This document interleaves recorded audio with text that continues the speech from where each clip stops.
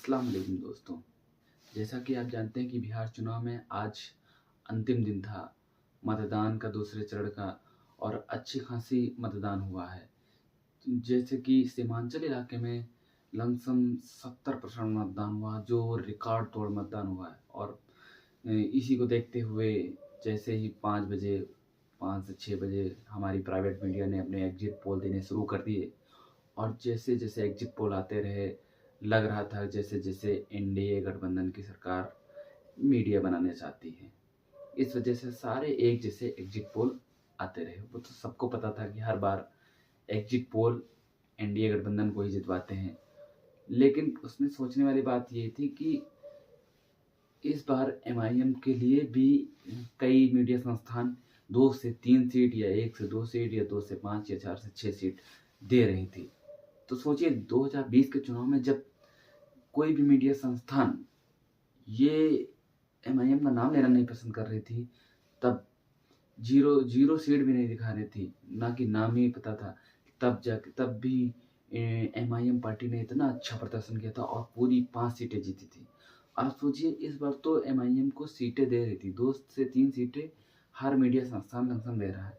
तो इस हिसाब से लगभग 7 से 8 सीटें एमआईएम बिहार में जीतने जा रही है, ये मान के रख लीजिए। और वो मैं आप आज एग्जिट पोल में बता भी दूंगा कौन सी 7 से 10 सीटें हैं जिसमें एमआईएम जीत सकते हैं। दोस्तों, नंबर 1 पर हमारे जो प्रदेश अध्यक्ष हैं, आमोर की सीट है। आमोर की सीट बहुत ही टक्कर का मुकाबला नहीं है, एक तरफा जीत रहे हैं अख्तरुल साहब, जो कि उनकी बहुत ही मजबूत सीटों में से एक सीट है।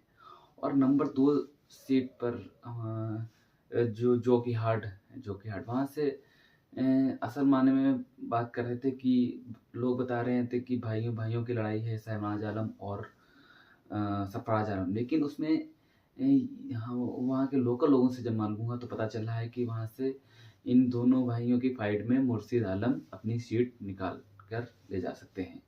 नंबर 3 पर सीट आती है हमारे बहादुरगंज की। ये जो सीट है वहाँ पर एमआईएम की अच्छी सीटों में से एक है। वहाँ पर तौसीफ आलम साहब लीड कर सकते हैं एमआईएम के लिए। और उसके बाद चौथे नंबर की सीट आती है ठाकुरगंज भी सीट अच्छी सीटों में आती है एमआईएम के लिए, क्योंकि वहाँ पर एमआईएम का बहुत अच्छा खासा प्रभाव देखा गया है। ठाकुरगंज की सीट भी एमआईएम जीत सकती है और गुलाम हसनैन साहब वहाँ से विधायक बन सकते हैं। और पांचवी बात करेंगे कोचाधामन सीट, जहाँ से पिछली बार इजहार अस्फी साहब विधायक बन चुके हैं। वो इस बार भी पूरी मजबूती से वहाँ से जो हमारे कैंडिडेट हैं वहाँ से सरवर आलम है, वो वहाँ से विधायकी जीत सकते हैं और अच्छा खासा वहाँ पर वोट हासिल करके विधायक बन सकते हैं। और छठी सीट है हमारी 22वीं सीट। एक ऐसी सीट है जहाँ से पिछली बार भी सैयद रुकनुद्दीन साहब विधायक बने थे।